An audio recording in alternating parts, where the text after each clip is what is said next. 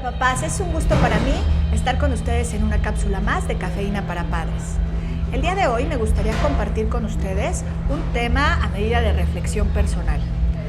Precisamente observando que en la actualidad hay muchos niños que cuentan con diagnósticos de pasillo, en donde son catalogados como niños con déficit atencional o son catalogados con niños con problemas de aprendizaje, sin haber seguido un protocolo profesional de diagnóstico.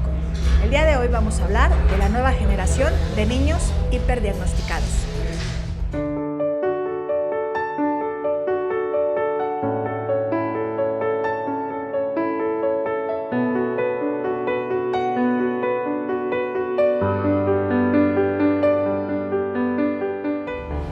Es importante como papá saber, o como personal docente, que antes de establecer una sospecha o un diagnóstico al aire sobre el comportamiento o aprendizaje del niño, debemos conocer cuál es la realidad del menor en su día a día, cuál es su contexto familiar y cómo se establece su rutina diaria, para poder comprender por qué sus actitudes, por qué su conducta y por qué su aprendizaje se está llevando a cabo de determinada manera. En la actualidad los niños están sometidos a muchas exigencias, llevan rutinas hiperestimulantes, es decir, que hacen muchas cosas durante el día, en donde el niño muchas veces no termina los procesos o no termina de comprender todo lo que se le solicita. Vivimos en un mundo aprisa, la mayoría de las familias les falta estructura y límite, y hay ausencia por parte de los papás como figura afectiva y como figura de autoridad. Todos estos factores hacen que el comportamiento, el aprendizaje y la conducta del niño se modifique y se entorne de una manera muy particular, dependiendo también de la personalidad del menor.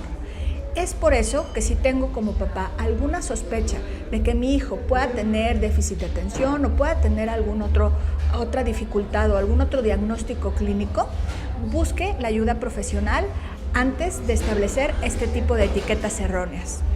Recuerden, papás, que no todo niño disperso es un niño con déficit atencional. No todo niño inquieto es un niño hiperactivo. No todo niño introvertido necesariamente tiene que ser un niño que padece de síndrome de Asperger o de algún diagnóstico del espectro autista. Puede ser que como papás observemos una o dos características de este tipo, pero eso no quiere decir que el niño reúna todo el cuadro diagnóstico o clínico para poderlo catalogar como un niño con esas características. ¿Sí? En la actualidad hay demasiada información sobre este tipo de trastornos y eso hace también que como papás y como sociedad nos sintamos identificados y nos sintamos inquietos sobre la realidad que viven nuestros niños ahora.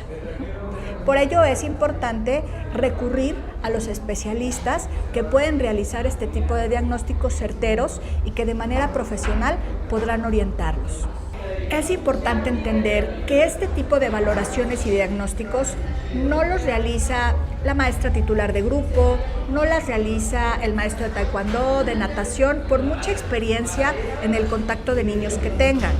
También es importante entender que cada niño vive una realidad y una situación muy particular. Si yo tengo una amiga o una compañera, una mamá compañera de mi hijo que vivió una situación similar a la de mi pequeño o a la mía en particular, no quiere decir que sean situaciones exactamente iguales.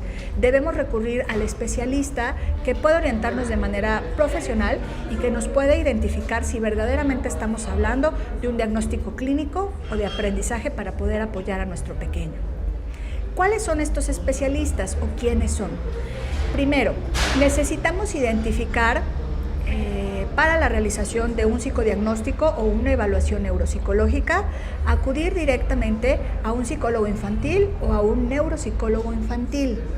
Sin una evaluación previa, sin este documento, es prácticamente imposible identificar si el niño necesita únicamente terapia o si lo que requiere también es una terapia alterna, es decir, terapia con ayuda en medicamento. En mi experiencia, el medicamento por sí solo ayuda, pero es muy importante cuando se diagnostica clínicamente o cuando se tiene la certeza de un diagnóstico psicopedagógico, apoyar al niño también con la terapia que más apoye las dificultades que el menor pueda presentar. Por otro lado, si dentro de la valoración psicopedagógica, psicodiagnóstica o neuropsicológica aporta que el niño requiere cierto apoyo médico, podemos acudir a 2 especialistas en esta área. Si el problema del niño tiene que ver con trastornos emocionales o trastornos de conducta, debemos acudir a un paidopsiquiatra. Si dentro de la problemática del menor repercute en el área de aprendizaje o de desarrollo, debemos acudir a un neurólogo infantil o a un neurólogo pediatra. Es muy importante como papás tener esta información porque muchas veces este proceso de canalización no se tiene tan regulado y a veces nos saltamos pasos o instancias o vamos directamente con la persona que no tiene la especialidad adecuada para realizar estos diagnósticos y de ahí se puede generar un círculo de desinformación o de una mala intervención en el menor. Papás, no olviden que antes de alarmarse o etiquetar erróneamente a sus hijos, deben consultar a un profesional en el área. Espero que esta información sea de utilidad para ustedes. Nos vemos en una cápsula más de Cafeína para Padres.